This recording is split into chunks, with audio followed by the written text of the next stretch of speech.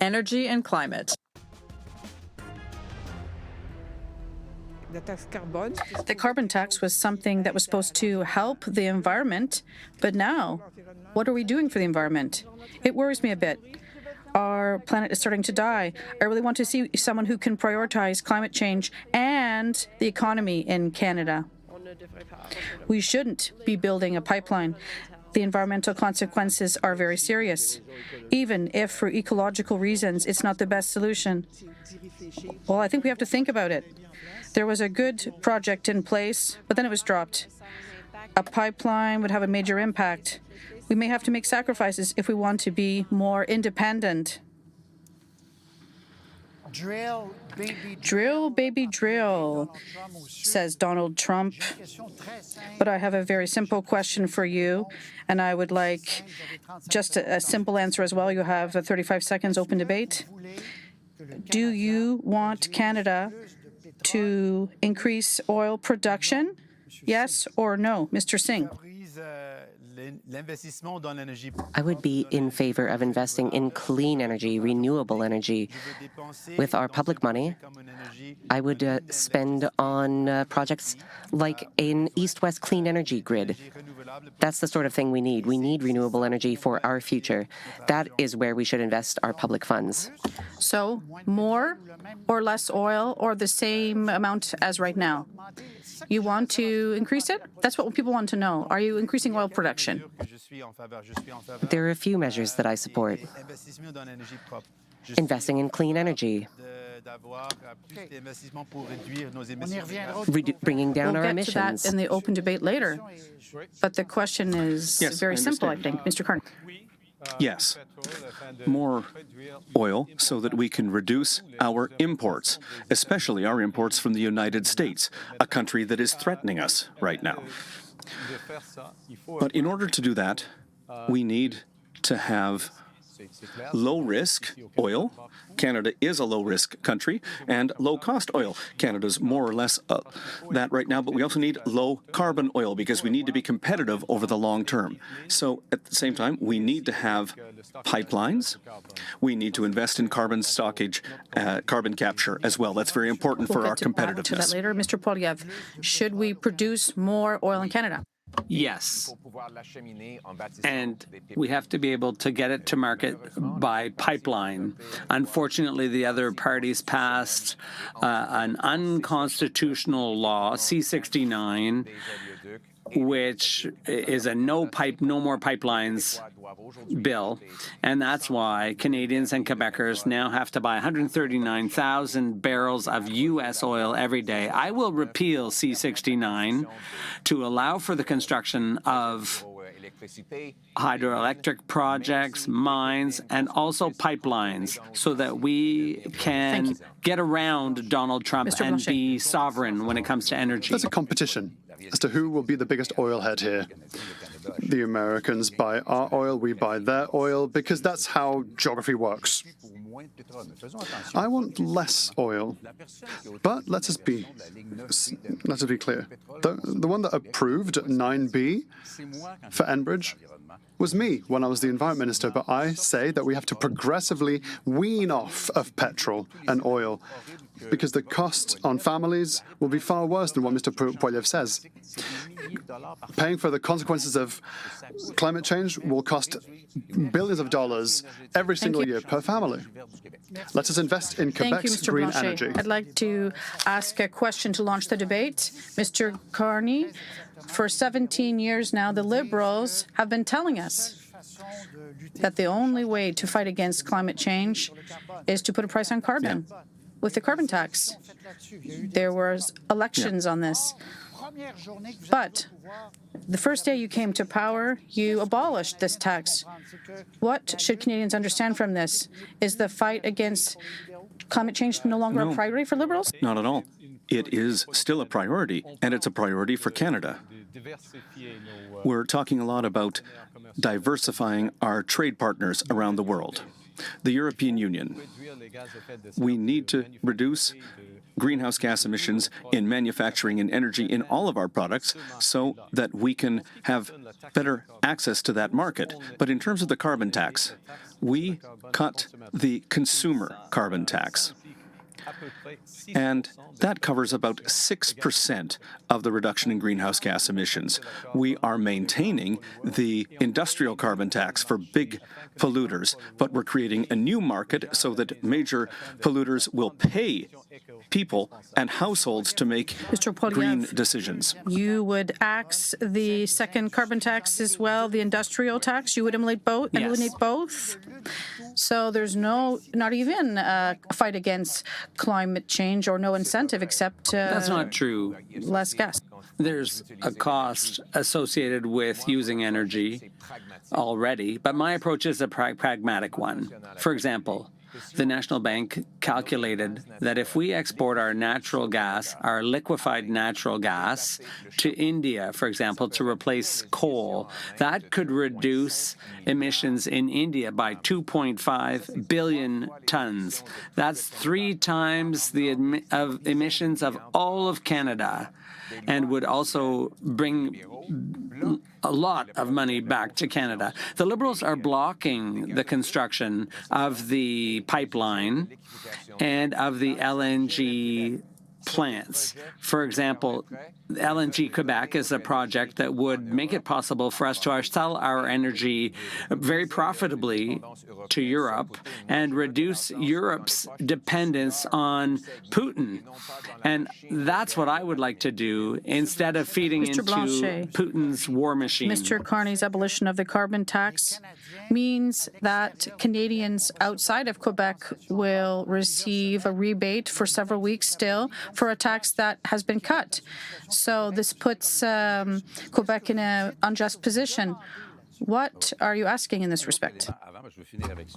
Another element.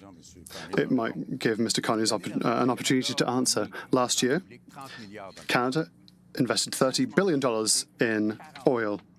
Trans Mountain cost $40 billion. It took 9 years to build it. That means that with only just these elements, that's $16 billion of Quebec money that was invested in oil. Do you want a great energy worksite? It's Quebec's green worksite. So let's invest there. With regards to the $3.7 billion, the government would preemptively reimburse the tax carbon. Now the carbon tax. Now they've cancelled the carbon tax before the elections, but they're still sending reimbursements for expenditures that people won't have to do because the carbon tax no longer exists. Quebec is responsible and still has a cap and trade system like California. We're being penalized. We're taking $800 million out of Quebecers' pockets. That's $100 per person, including newborn babies, $800 from everyone's pockets, $100 from everyone's pockets to offer electoral baubles just before an election. Is there not an injustice there? It's not an injustice. Quebec is a pioneer in carbon markets, and that's clear. First point. And the second point, Canadians outside of Quebec and British Columbia have paid the carbon tax, and as such, they receive the carbon rebate, and all Canadians, including Quebecers, will receive the middle-class tax cut. Because we have what we've done, there's a principle here. There's an important principle here. Yes, you're going to speak in a moment. Just in terms of clarity for those who are listening to us, what reimbursement are you talking about? The rebate. No, not in Quebec. No, not in Quebec. But, Quebec there's a principle. Gas prices are higher. There's a principle here. We are making people whole, people who paid the carbon tax. And we're doing that in a fair way. Europe, Quebec, and California has a system that incentivizes companies to reduce their greenhouse gas emissions. It's about 9 cents per litre. meter, and it's Mr. much Singh. cheaper than the potential effects and the future effects of climate Just to change. get back to the debate topic, we are talking about the climate crisis here. That is not something that is a long way off. This is something going on right now. We are already in the midst of the climate crisis. We have seen it here in Quebec. Extreme temperatures, forest fires, flooding. I agree with Mr. Blanchet that it is too high a cost to bear, so we need to do something. I spoke with one mother before I became a father, and she said, I'm worried about my children when they play outside. I'm worried about the BC forest fires. Our children cannot breathe the air outside. And now that I am a father, I feel the same anxiety. With forest fires, people cannot breathe the air. So we need to do something. We need to protect our environment, and we need to protect our children. Mr. Poilievre, you're clear. You're saying that we need a pipeline. If, in spite of all of your efforts with the Indigenous nations, they say no, would you impose it in spite of all of your efforts? If Quebec says no, would you impose it? Well, first of all, you shouldn't assume that, because most Quebecers want a pipeline. According to the polls, look, there's no social acceptability for the status quo. Thank you very much. That is the most empty sentence I've ever heard in this debate so far. Can I answer the question? It's nonsense, absolute nonsense. I'll say what it means. I'll tell you. Quebecers who buy oil from Alberta, it's got to go through the U.S. currently, which gives Donald Trump power over our own energy. You say you're in favor of sovereignty. I'm in favor of economic sovereignty and energy sovereignty, and that requires a pipeline It's yet another across Canada. scarecrow. The U.S. will never bomb their economy so much by sacrificing a hugely profitable product. That's such an amazing argument. How much will your pipeline cost? Trans Mountain cost $40 billion, but now you want a 4,600-kilometer pipeline without investors, with Europe that doesn't even want it in the first place. Just to clarify, I would never subsidize pipelines. That's unnecessary. They're very profitable. The only reason why it's expensive now is because there are rules and legislation that prevent the construction of pipelines because of bureaucracy. We're going to get rid of red tape. We're going to open this up to I'll ask my question again. Protections, cutting environmental regulations. If Indigenous nations, in spite of all your nice efforts, I'm talking about Mr. Carney and you who want a pipeline, if they refuse, what do you do? Refuse? Are you saying across the board? Yes, we've seen this. Because he can't say that. He doesn't get to impose his will.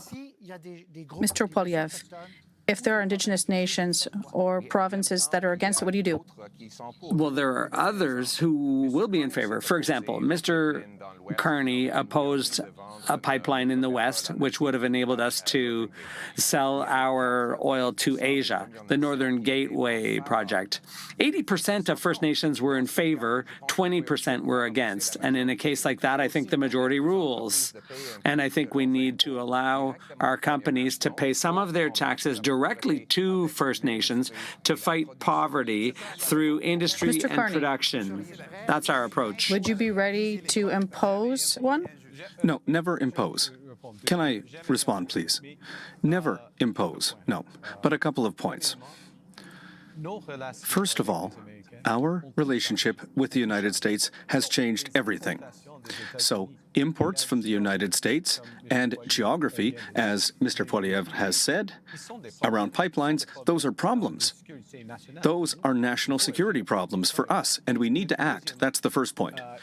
Second, on March 21st, there was a meeting of the premiers. All the premiers were here in Ottawa, and we sat down and we agreed. All the premiers signed an agreement to have an energy corridor that would cover oil, natural gas, clean energy, and critical minerals. And with that, and with a process with Indigenous leaders. We can and we could have a solution to this problem. And that's an example of leadership. That's an example of bringing leaders together to meet a national goal. We need to do more than that over this crisis. I'll ask the question again. If ever Indigenous nations No, I've said no. against I've said it, no. you forget the project? Well, no. You cannot force projects on people. Listen, it's a question I have another question about the environment. Here's the question. You have said that you are a pragmatic person. Do you agree that it is not pragmatic to continue to subsidize oil companies with billions of dollars? That's not pragmatic at all. Would you agree? Well, I agree with that principle. Okay, then will you commit to stopping these subsidies? Absolutely. It's clear. This is why you need New Democrats. Look at that. We got a commitment from It's Mr. not Carney. new. It's not a new commitment. This is why you need New That's Democrats. not a new commitment. Let's be very clear. Mid-February, British Columbia. You, like all other Canadian leaders, said something in English that was, if necessary, you would use the executive emergency powers. You said it. I heard it again yesterday. You would force pipelines through Canada and through Quebec. No. After 2 days after that, with Mr. Roy. That's not it. That's not it at all. No. Please be nice, we're almost friends. But then you said to Monsieur Roy, I would never like to force this. So it's not rules that stop this, it's social acceptability that stopped this pipeline because people said no. Mr. Carney, please reply. Okay, no. It's the use of emergency powers for the federal government. That's for federal approval. But there also has to be approval, for example, here in Quebec. There has to be approval from the provinces and the support of Indigenous people. This is Canada. That's how Canada works. But another point, if I may, we're starting to see cooperation agreements come into place with the provinces to have one project, one evaluation, and that's going to accelerate the approval of major projects in Canada. Right, Mr. Blanchet, you said that I have a greater chance of signing the Canadian Constitution than approving a pipeline. But how could you really paint yourself in such a corner and say never, ever? If our relationship with the U.S. gets worse, the pipeline goes to the United States, if our ports become trickier in terms of imports, what would you do? What would Mr. you Trump's tie your hands? threat is a very serious one. But he won't self-destruct the American economy. And Americans think that Canadian oil is in their backyard. There's no rule that stops oil from being built or circulating. But Quebecers didn't want it, and Mr. Carney said, I will like to respect Quebec's environmental rules. So there are certain elements that are incoherent from him.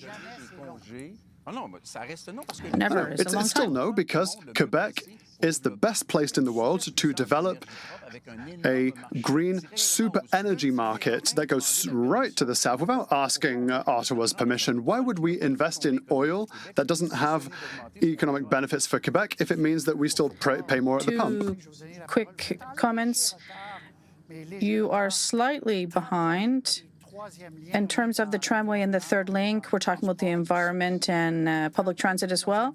So the third link, would you fund this or the tramway, one or the other, or both? Yes, for the Quebec City Tramway, we support public transit. We are against projects that are bad for the environment. So you're against the third link. Exactly. We are against the third link. We support the tramway. One solution to address the climate crisis, while at the same time helping our economy, is to invest heavily in public transit. This would help municipalities, this would help provinces. We could work together with them and use transfers to provide more funding for these projects, and they're the sort of projects we need. They would create good jobs while, at the same time, helping Canada reduce emissions. Mr. Poilievre, tramway or a third link, both, or just the third link? Just the third link. You have to make choices. And I would speak to people in the regions today. The other parties are against the third link. and they want to ban gas-powered cars. That's not practical in the regions of our country. You need a truck, you need a car in order to live in regional areas. So I'm going to reverse that. You'll be able to keep your truck. We will build highways and bridges so that you can live a good life in the Mr. regions. Blanchet, both projects? The Quebec government wants the tramway. The city of Quebec City, rather, wants the tramway. The federal government needs to give the money required to the provincial government for the tramway. We don't know what a third link looks like. We don't know where it's going to go, under, over. We don't know what color it's going to be. You are supposed to give your opinion on that for the past three debates. Please remind me of my past. Mr. Carney? Well, I can be quick. Tramway, yes, because there is a project that's underway, supported, and as Mr. Blanchet has said, there is no project right now for the third link. But I think the third link will be a blue one. It'll be blue? Right. I don't have a lot of time left, but I'll add one more question. Do we have to speed up the development of nuclear power? Yes. Yes, absolutely. And for a couple of reasons. Across Quebec, in Ontario? Well, yeah. It's a choice that Quebec and the provinces will make. But we have a major advantage here in Canada. We have uranium. We have big nuclear companies, including Westinghouse, Candu, and others, and we have technology in small modular reactors. So it's a great opportunity. I understand there are wells in the countries in the world that need nuclear energy. I don't think Canada needs nuclear energy. Quebec doesn't want it. I'm not going to interfere in Canadian energy. Well, but they could be reviewed. No, Quebecers don't want nuclear energy. I'm also the one that managed the closure of the Gentilly plant. But we're not going to reopen it. As a national project, I am in favor of an east-west energy grid that would connect Quebec with Manitoba and BC to transport clean energy. It could. I'm not so much in favor of nuclear energy. I support renewable and hydro energy more. In favor. Yep. That's one of the best sources of electricity. It provides 60% of the electricity in Ontario. Unfortunately, bureaucracy slows down construction without adding any safety. So I would take the politicians off the Nuclear Safety Commission and allow scientists to do the work so that we can add that source of energy to the portfolio. This is the first time I've heard Mr. Poilievre say something pro-science.